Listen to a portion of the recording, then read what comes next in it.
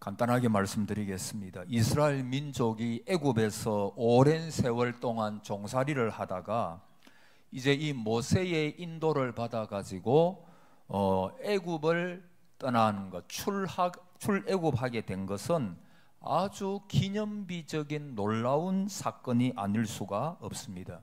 구원 역사에도 보면은 이 출애굽의 사건은 굉장히 크게 다루고 있고 아주 놀라운 사건으로 말씀을 하고 있습니다. 하나님께서 이스라엘 백성으로 하여금 애굽을 떠나게 한 것은 그들에게 약속하시고 허락하신 가나안 땅에 인도하기 위함이죠. 여러분, 가나안 땅은 하나님께서 이스라엘 민족을 위하여 준비한 땅이었습니다. 그래서 가나안은 이스라엘 민족이 꼭 가야 하는 땅이었고 또 얻어야 할 땅이고 힘써 개척해야 하고 또 들어가서 하나님의 말씀에 잘 순종함으로 하나님 예비하신 모든 복을 누려야 할 땅이었습니다. 그들은 애굽에서 자유를 얻었지만은 그들의 목표인 가나안에 들어가지 못한 사람들이 참 많았습니다. 그래서 그들의 불순종으로 말미암아 광야에서 많은 사람들이 죽었지요. 그리고 광야는 방황하는 40년 세월이었습니다. 여러분, 앞을 향해서 나가는 사람은 뒤에 있는 것은 잊어버리고 목표를 향해서 힘차게 나가야 되죠. 그래서 앞을 향하여 나아가는 사람은 뒤를 돌아다 볼 여유가 없습니다. 지금의 형편이 어렵고 또 낙심되고 후회되는 건 많이 있어도 확신과 열의를 가지고 힘차게 달려나가야 합니다. 그런데 출애굽 때 할 때에 가졌던 모든 것을 감격을 다 잊어버렸습니다. 그리고 광야에서 여러분 그 광야에 가보니까 그 광야가 진짜 참 우리가 일반적으로 보는 뭐 나무가 없고 뭐 일반적인 산 그런 게 아니고 거기는 하나의 나무도 없습니다. 그리고 완전히 민둥산입니다. 그리고 그 골짜기가 굉장히 깊어요. 그야말로 막 골짜기입니다. 나무는 없고 골짜기고 또 산만 덩그러니 있고 그 길을 이제 가야 하니까 그 광야에 조금 들어가 보면은 그야말로 낮에는 뜨겁고 밤에는 춥고 견디기 어려운, 그래서 우리가 볼 때 이스라엘 백성들이 그렇게 많은 은혜를 받아놓고 어떻게 불평하고 원망만 그렇게 많이 했을까? 우리가 그렇게 생각하기 쉬운데 사실 그들이 구원의 감격, 출애굽의 감격을 가지고 있었습니다마는 그 광야가 정말 견디기 어려운, 아침과 저녁 먹을 거는 없죠. 그리고 대적들이 있죠. 그리고 여러 면에서 그들은 정말 유리방황하는 그 광야였잖아요. 그러니까 거기 한번 가보니까 야, 이스라엘 백성들의 마음이 조금 이해도 되었습니다. 그렇지만은 여러분, 그들이 늘 했던 게 뭐냐? 그게 불평이고 원망이에요. 여러분, 오늘 우리 그리스도인의 삶도 이와 비슷합니다. 우리가 죄에서 용서함을 받았습니다. 근데 이제 예수님을 믿음으로 죄에서 해방이 되었는데, 그리고 이제는 저 천성을 향해서 긍정적이고 적극적인 믿음으로 달려나가야 되는데 그러지 못하고 늘 우리의 삶 속에 부정적이고 원망과 불평 속에서 살아가는 나 자신을 많이 보기도 합니다. 이것이 우리의 불행이요 우리의 비극입니다. 여러분, 예수님을 믿고 신앙생활을 하려고 하면 적극적으로 한번 따라해 보세요. 긍정적으로 하라. 긍정적으로 하십시오. 적극적으로 하십시오. 여러분, 그래야 하나님 예비하신 복을 누립니다. 여러분, 이제 이번 주가 이제 설날이잖아요. 우리는 뭐 설이 두 번이 있으니까 1월 달에 우리가 초에 각오하고 결심했는데 조금 빗나가도 새롭게 또 구정 명절을 맞이해가지고 또 이렇게 나아갈 수 있으니까 얼마나 좋습니까?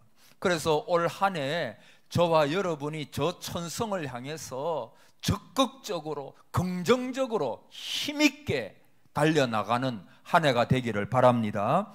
3절 이하에 보니까 내가 모세에게 말한 바와 같이 너희 발바닥으로 밟는 곳은 모두 내가 너희에게 주었노니 곧 광야와 이 레바논에서부터 큰 강 곧 유브라데 강까지 헷 족속의 온 땅과 또 해지는 쪽 대까지 너희의 영토가 되리라. 그렇게 말씀하셨어요. 여러분, 가나안은 반드시 이스라엘의 영토가 될 것입니다. 왜냐하면 하나님이 약속하셨기 때문입니다. 여러분 잘 아시죠? 하나님의 약속은 반드시 이루어집니다. 할렐루야. 여러분, 사람의 약속은 그래요. 저도 부모지만은 자식들 마음대로 됩니까? 여러분, 자식 자랑할 것도 없고 또 뭐 자식에 대해서 뭐 그렇게 다른 사람 자식에 대해서 말할 것도 별로 없어요. 내 자식이 어떻게 튈지 어떻게 될지 그 아무도 모르잖아요. 아무도 모르잖아요. 여러분, 자식을 키워보니까 내가 해주고 싶어도 내가 능력이 없어가지고 해주지 못하는 경우가 얼마나 많습니까? 그렇지만 우리 한국에 있는 부모님들, 뭐 여러분들은 여러분이 못 드셔도 자식은 먹이고, 여러분이 뭐 좀 안 좋은 집에 살아도 자식은 좋은 집을 해주고 싶고, 자식이 조금 아프다 그러면 내 마음이 너무 아파지고, 근데 자식이 행복해하고 자식이 좋아하고 그러면 나도 웃음이 나오고. 여러분, 가장 좋은 시간이 언제입니까? 그 자녀들하고 같이 모여가지고 함께 뭐 대단한 거 없어도, 저는 요즘에 옛날에는 뭐 행복이 뭐 굉장히 큰 것에서부터 오는 걸로 그렇게 생각을, 근데 그게 아니에요. 그냥 함께 식사를 같이 할 수 있고, 그런 대로 건강하고, 애를 그렇게 많이 먹이지는 않고 하나님의 은혜 가운데 살아가려고, 믿음으로 살아가려고 하고, 그 조그만 것에서부터. 그래서 저는 그런 거를 요즘에 참 많이 배워요. 큰 것에서부터 행복을 찾는 게 아니고 아주 작은 것에서부터. 그 지난주 제가 낮에 제 스타일하고 좀 안 맞는 설교를 했습니다만, 여러분, 우리가 소화가 잘 되고 밤에 잠을 잘 주무시고, 여러분, 그게 하나님의 놀라운 은혜 아닙니까? 우리가 뭐 큰 것에서부터 우리가 행복을 찾는 게 아니라, 내가 그래도 이 정도의 건강이 있고 또 주님의 교회에 나와서 함께 예배 드릴 수 있고, 이것이 하나님 우리에게 주신 놀라운 은혜입니다. 여러분, 사람의 약속은요, 자식에게 아무리 잘해주고 싶어도 못해줄 때가 많아요. 그러나 하나님의 약속은 반드시 이루어지는 줄을 믿습니다. 그래서 여러분이 전에도 말씀드린 성경에 심취하십시오. 성경의 사람이 되십시오. 죄송합니다. 제가 올해 60이 되니까 지금 밑에 있는 책들 그 별로 흥미가 없어요. 옛날에는 막 안 먹고 책 사고 그랬거든요. 근데 이제 보니까, 가만히 생각해 보니까 그런 책들이 별로 필요가 없어요. 물론 그런 책들을 읽어가지고 머리에 많이 들어와 있지만, 그러나 오직 하나의 말씀, 한 책의 사람, 그 성경. 여러분, 성경은 구별된 책이잖아요. 그 속에 생명이 있는 책이잖아요. 그러니까 여러분, 올 한 해 성경을 사랑하시기를 바랍니다. 성경에 완전히 성경이 여러분의 절망을 이기도록 만듭니다. 말씀이 이기도록 만드는 줄 믿습니다. 세상의 사람의 어떤 위로, 여러분, 목사가 아무리 가서 위로한들 거기 조금은 위로가 되겠죠. 이제 김유봉 집사님 여러분 위해서 정원숙 집사님 오셨어요? 오전에 오셨잖아요, 그죠?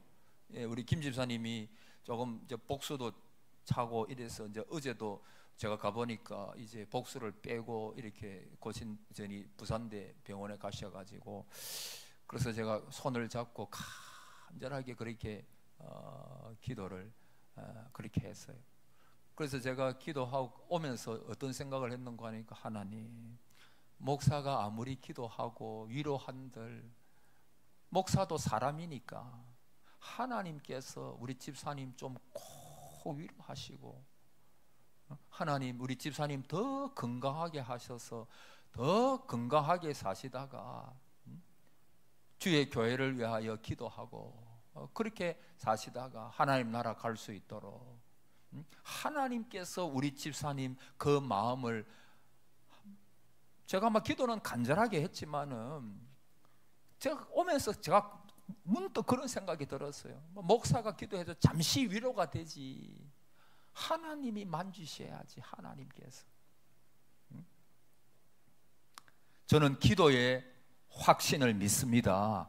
여러분, 기도의 확신을 가지세요. 목사님, 기도하면 답니까? 답니다. 하나님은 기도를 통하여 역사하신다고 하셨습니다. 그래서 저도 사람에게 여러 말 하지 않기로 했습니다. 어려움이 있을 때마다 그냥 하나님 앞에 말을 많이 안 하기로 했어요. 그리고 내가 나이가 조금씩, 죄송합니다, 우리 뭐 어르신도 많이 계시는, 내가 나이가 들면서 내가 말은 어쨌든 간에 줄여야지, 내가 줄여야. 그리고 그냥 하나님 앞에 엎드려야지. 내 가정에, 내 교회에, 우리나라에 모든 많은 문제들이 있는데, 하나님 은혜를 주세요. 은혜를 주옵소서. 고난이 참 목사를 만드는 거예요. 고난이 참 성도를 만드는 거예요. 신학교에서 잘 배운다고, 신학교에서 1, 2등 한다고 되는 게 아니에요. 진짜 신학은 목회 현장에서 하는 거예요. 성도들과 함께 울고 웃고 여러 가지 마귀와의 같이 싸움을 해나가면서, 그런 가운데서 진짜 목사가, 저를 생각할 때 아직까지도 참 진짜 목사가 돼야 되는데, 진짜 목사가 돼야 되는데, 믿음 있는 목사, 그런 목사가 돼야 되는데, 우리 성도님들 보면 목사보다도 훨씬 더 믿음이 좋고 이런 분들이 너무 많아요.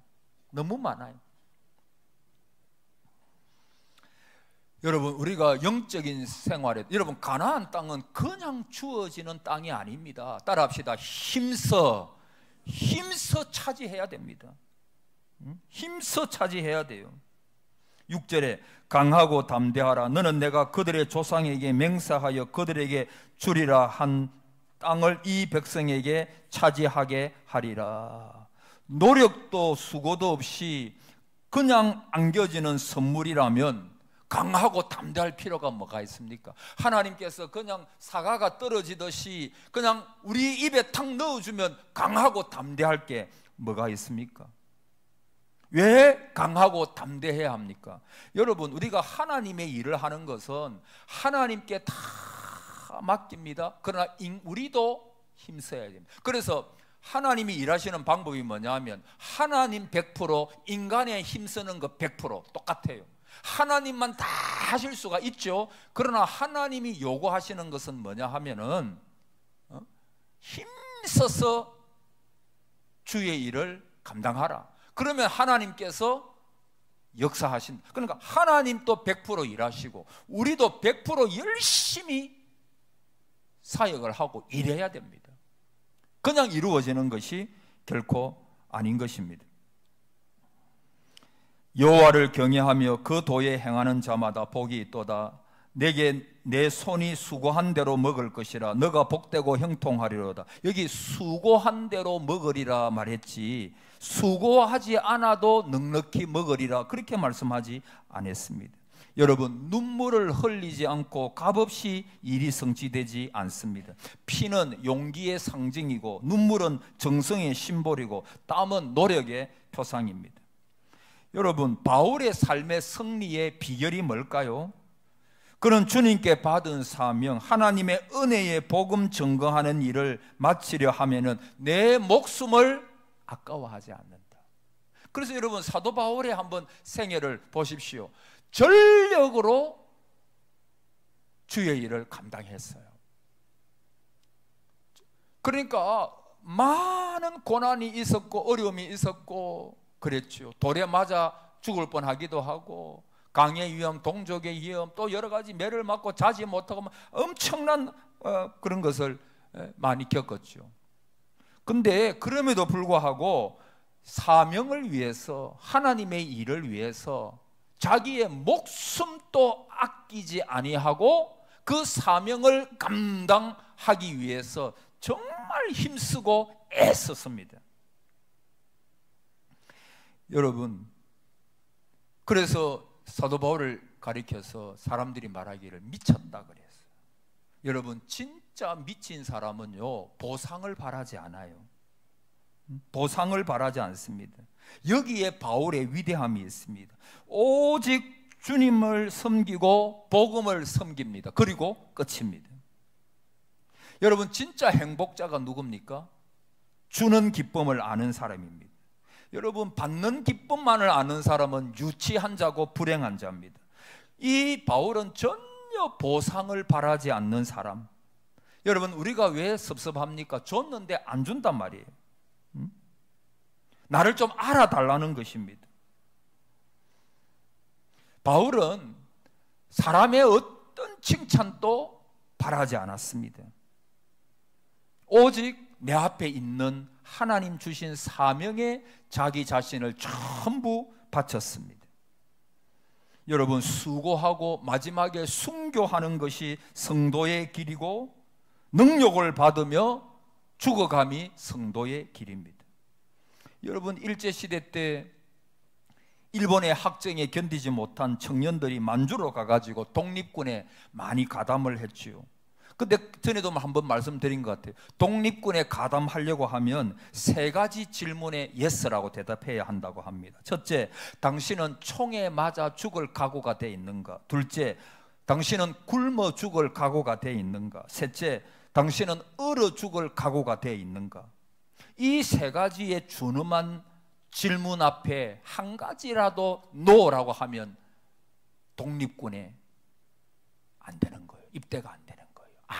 아무리 뭐 자기가 내가 뭐 잘하겠다고 해도 요 세 가지 물음. 여러분, 이게 그러니까 독립군에 가담할 수 있는 것은 죽음을 각오해야 되는 거예요. 죽기로 각오해야 되는 거예요. 요즘 들어서 보니까 정말 그 옛날에 그 독립군들 목숨 내어놓고 먹지 못하고 자지 못하고 얼마나 고생을 많이 했습니까? 그분들이 정말 학생 어릴 때는 그럴 수 있겠다, 열심히 이런 생각을 했는데 조금 세월이 지나다 보니까 참 그들이 진짜 애국자였구나. 그분들 때문에 내가 여기서 자유를 누리고 하나님을 마음대로 섬길 수가 있겠구나. 여러분, 이 자유라고 하는 것이 그냥 얻어지는 게 아니었잖아요. 많은 분들의 희생을 통하여, 섬김을 통하여, 목숨까지도 조국을 위하여 초계같이 버리는 그런 분들을 인해서 오늘 우리가 자유를. 그래서 저는 국가를 위해서, 여러분, 저는 국민의힘도 아니고 민주당도 아니고 예수당입니다. 그래서 정치 얘기하는 건 아니에요. 그러나 여러분, 정말 이 나라가 자유민주주의의 토대 위에 그게 잘 이것이 굳건하게 지금까지 이어져 왔는데 그것이 어떤 흔들림이 없이 잘 이어져 나갈 수 있도록, 여러분, 우리가 이 당도 지지할 수 있고 저 당도 지지할 수 있고, 여러분, 제가 지금 정치하는 얘기 아닙니다. 해도 됩니까?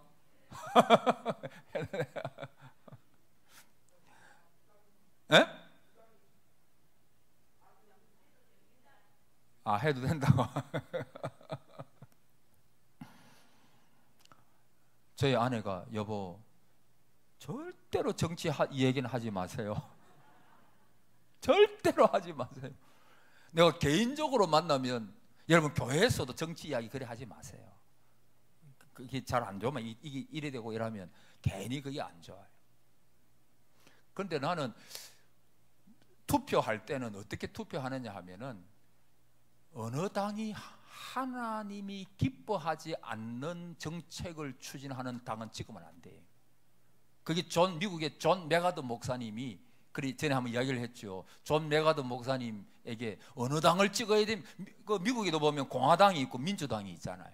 어느 당을 찍어야 됩니까? 하니까 뭐 이 당 저 당 찍으라 말은 안 하시고 하나님께서 정말 싫어하시는 성경과 반하는 어떤 법을 만들고 그것을 추구하려고 하는 당은 찍으면 그거 안 된다. 그건. 할렐루야. 여러분 그렇지 않아요? 여러분 체제 위에 뭐가 있어요? 이데올로기 위에 뭐가 있어요? 복음이 있어요. 말씀이 있어요. 우리의 문제가 뭐냐 하면요, 이 당을 지지하든 저 당을 오늘 왜 이런 얘기 하는지 모르겠는데 이 당을 지지하든 저 당을 지지하든 여러분 복음이 최고 위에 있어야 되는 거예요. 복음이, 말씀이. 그러고 나서 이 당이 있고 저 당이 있지. 지금 한국 교회의 성도들의 문제가 뭐냐 하면 제가 그 창에게 좀 이야기합니다만은 문제가 뭐냐 하면 복음 이야기하다가 어떤 당 이야기 나오면 복음은 좀 내려보고 그 위에 무슨 이데올로기가 있다고. 그 복음을 그냥 깔아 내려버린 거예요. 여러분 이게 문제예요. 이게.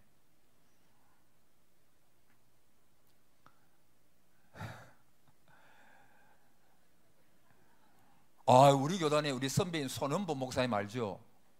와, 이거 그분은 요새 세게 나가대 보니까 우리 저보다도 한 몇 년 선배인데, 이거 이분 설교를 제가 좀 듣고 이래 하는데 그 설교 제목이 이재명이 죽어야 나라가 산다던가.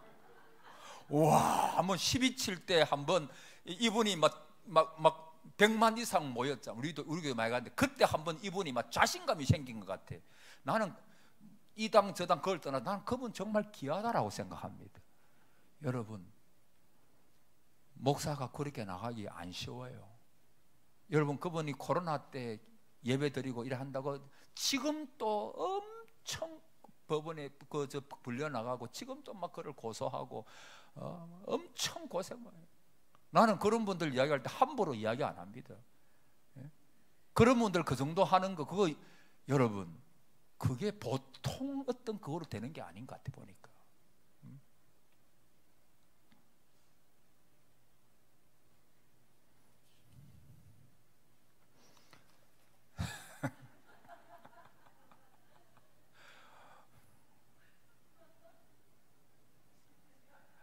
오늘 설교 짧게 한다 했는데 뭐 이런 얘기 하다가 그래서 3시 10분 시간이 다 됐네.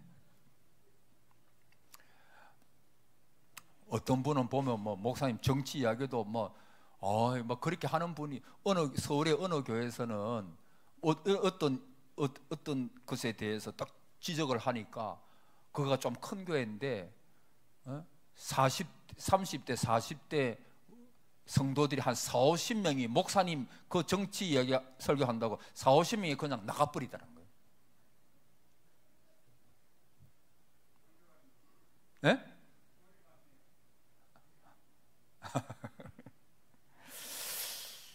자 여러분 어제 이 설교가 뒤에 많이 있는데 오늘 삼천포로 삼천포도 빠질 때 이런 말도 하면 안 되는데 하여튼 좀 빠졌는데 어쨌든 여러분 여러분 그런 것 같아요. 지난주도 우리 새벽기도 이제 열심히 나오셨어요. 많이 개헌은 못 해도 또 4번 나오고 3번 나오고 이러면 많이 나오셨어요. 근데 제가 지난주에 한 5일간 특별 새벽기도 하면서 어떤 마음을 하나님께서 주시는가 하면 어떤 경우에는 기도를 오래 했는데 응답이 없는 것 같아. 저도 그런 기도 있거든요. 그래서 하나님 앞에 저도 그런 적이 많아요. 하나님 도대체 언제까지입니까? 이렇게 묻는 경우가 있어요. 근데 여러분, 하나님께서 저 마음에 어떤 마음을 주셨느냐 하면, 사랑하는 종아, 기도는 조금 오래 걸릴지라도 응답은 순식간에 이루어질 것이다, 이런 마음을 하나님께서 여기 앉아서 기도하는데 매일 주시는 거예요. 여러분, 결코 왜 기도의 자리를 떠나면 안 되는 줄 압니까? 제가 엘레겐의 기도 이야기했잖아요. 그 예수님의 옷에 손만 대어도 나을 줄로 생각함일러라, 믿었다는 거예요. 그래서 날마다 중얼거리는 거예요. 중얼거리는 거예요. 내가 옷만 대어도 하나님 내 병은 고쳐주실 것이다. 주님은 능력이 있는 분이시다. 그분은 하나님의 아들이시다. 늘 중얼거리는 거예요. 그래서 저도 하나님 내게 뭐 쉬지 말고 기도하라 했으니까 늘 눈 감고 여기 와서 살 수는 없으니까 지난주도 하나님, 내가 중얼중얼, 내가 자기 전에도 식사할 때도 쉴 때도 교회 와서도 하나님 내 기도 제목 이거 이대로 될 줄 믿습니다. 하나님은 능력의 하나님이신 줄 믿습니다. 그대로 이루어지실 줄 믿습니다. 계속 요즘 또 목양실에 있을 때는 하나님 내 이거 아시죠? 하나님 내 이 기도 제목 아시죠? 혈루증 앓던 여인의 그 기도처럼 내가 우리 주님께서 아직까지 들어주지 않은 기도의 제목도 있지만 하나님께서 한번 역사하면, 우리 권사님 늘 말씀, 하나님을 만나면 끝난 거지. 하나님께서 한번 역사하면 순식간에 여러분의 기도의 제목이 응답될 줄 믿습니다. 그래서 절대 기도해도 안 되네 하면서 기도의 자리를 떠나지 마세요. 기도의 확신을 가지시기를 바랍니다. 그래서 하나님 앞에 그냥 기도하는 거. 제가 병자를 위해서 기도할 때도 하나님께서 역사하실 것입니다. 이미 건강하게 하셨습니다. 하나님께서 함께 하신. 어디 김유봉 집사님 보고도, 집사님 10년만 더 사세요, 내 그랬거든. 그래 집사님 가만히 있길래, 너무 작습니까 내가? 그래 나는요 그냥 한 말이 아닙니다. 진짜 하나님 앞에서 이야기, 하나님 우리 집사님 건강을 주셔서 앞으로 건강하게 10년 더 살게 해 주옵소서. 진짜 믿음으로 선포했어요. 믿음으로 선포했어요. 올 한 해 여러분 조금 빗나갔지만 죄송합니다. 기도의 확신을 가지시고 하나님 앞에 간절하게 기도의 자리를 떠나지 말고 늘 기도하십시오. 그러면 반드시 때가 되면 역전의 하나님께서 순식간에, 여러분 어둠을 어떻게 이렇게 나가게 할 수 있어요? 빛만, 어둠은 실체가 없어요. 빛만 들어오면 어둠은 물러가 버립니다. 하나님께서 한번 역사하시면 모든 것이 다 물러가 버리는 거예요. 악한 영의 역사도 다 물러가 버리는 거예요. 교회에 역사하는 것도 마찬가지입니다. 하나님께서 우리 친구 한 명이 늘 한 번씩 좋은, 우리 신대원 우리 신대원 같은 동기 톡에 늘 좋은 글을 올리는데, 하나님은 결코 병이나 어려운 인간관계나 어떤 절망스러운 일들을 그냥 아무런 의미 없이 사용하시는 적은 한 번도 없다. 그걸 딱 올렸는데 그게 위로가 되더라고요. 여러분, 예수 믿는 사람에게는요 모든 것이 합력하여 선을 이룬다. 그 말은 여러분이 당하는 병, 고난, 고통 이런 게 하나님의 그 손아래에 있는데 그 절대로 여러분 헛되게 사용하는 법이 없고, 그런 것들을 통해서 여러분을 더욱더 연단시키시고 하나님의 진정한 교회 목사로, 하나님의 진정한 성도로 하나님께서 바꾸어 가시는 하나의 그 재료라고 믿으시기 바랍니다. 그래서 결코 올 한 해, 이번 한 주간 또 어떤 상황 가운데서도 주를 찬양하고 감사하고 믿음으로 앞만 보고 나아가서 하나님의 응답을 보고 하나님의 역사를 보는 우리 교회, 우리 성도 여러 한 분 한 분 다 되시기를 축복합니다. 아멘.